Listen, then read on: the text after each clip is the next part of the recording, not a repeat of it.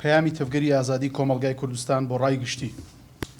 تەفگەری ئازادی کۆمەڵگای کوردستان کە لە 15 حوتی 2022 سێمین کۆنگرەی خۆی بەست، یەکێک لە بڕیار و ڕاستپاردەکانی کۆنگرە فراوانکردن و پەرەدان بوو بە پەیوەندیەکانمان لەگەڵ تەواوی هێزە عراقیەکان بەبێ جیاوازی، چ لە ئاستی حکومی و حیزبی و ڕێکخراوەکانی کۆمەڵگای مەدەنی بێ یان لە ئاستی کەسایەتی ئاکادمی و ڕۆشنبیریەکان.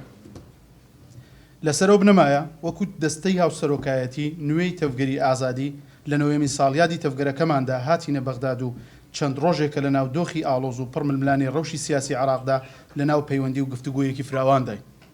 تەفگەری ئازادی کۆمەڵگای کوردستان لەم گەڕەی پەیوەندی و سەردانەکانماندا بۆ لای هێزە عراقیەکان بەڕوون و ڕاشکاوی پرۆژەی خۆمان پێشکەشی هەموو لایەنە کردووە بەبێ جیاوازی لە ڕۆژانی داهاتووشدا بەردەوام دەبین تا ئەم کاتەش پێشوازی لایەنەکان و تێگەیشتنیان لە پرۆژەی تەفگەری ئازادی جێگەی سەرنج و بایەخ پێدان بووە.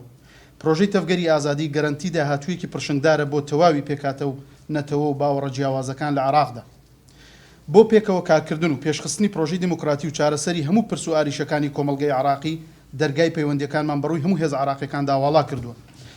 هاوکات لەگەڵ گەیاندنی پرۆژە پێشنیاری تەفگەری ئازادیدا بارودۆخی سیاسی و ئەمنی عراق و بە تایبەتی هەرێمی کوردستانمان تاوتوێ کرد. بەزاندنی سەروەری عراق لە ئاسمانی و زەمینیەوە هەروەها تیرۆری کەسایەتی سیاسی و ئەکادیمیەکان بەشێکی تری گفتوگۆکانمان بوو. بە تایبەتی کەیسی تیرۆرکردنی ئەندامی دامەزرێنەری تەفگەرەکەمان سوهێل خورشید ناسراو بە مامۆستا شەماڵ کە بەر لە 50 ڕۆژ بەدەستی داگیرکاران و بە هاوکاری دەستی خیانەتی ناوخۆیی شەهید کرا، گەیاندە لایەنە پەیوەندیدارەکان و داوای هەڵوێستی جدیمان کرد. هاوکات لێدوانی ئەم دوایەی سەفیری تورکیا لە عراق کە لە کۆنگرەیەکی ڕۆژنامەوانیدا لە شاری هەولێر ڕایگەیاند هەموو ئەوانەی دژی داگیرکاری و پێشێلکاریەکانی دەوڵەتی تورکیان هەدەفی ئێمەن. ئەمە زەنگێکی مەترسیدار و پێشێلکاریەکی زەقی یاسایی و دەستوریە لەسەر عراق و هەرێمی کوردستان. پێویستە هەرچی زۆر ڕاوەستەی لەسەر بکرێت. لێرەوە خاڵی هاوبەشی نێوان ئێمە و هێزە ئازادی خوازە عراقیەکان سنووردارکردن و ڕێگریکردن بوو لە دەستێوەردان و پێشێلکردنی سەروەری ئاسمانی و زەمینی عراق لەلایەن هەر داگیرکار و هێزێکی دەرەکیەوە بێت.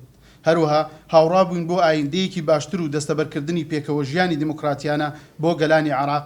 پێویستە عراقیەکان خۆیان بڕیار لەسەر داهات و چارەنووسی خۆیان بدەن. بۆ ئەمەش هەماهەنگی و پێکەوە کارکردنی زیاتر پێویستە و لە داهاتوودا پرۆژەی هاوبەش پێش دەخەین.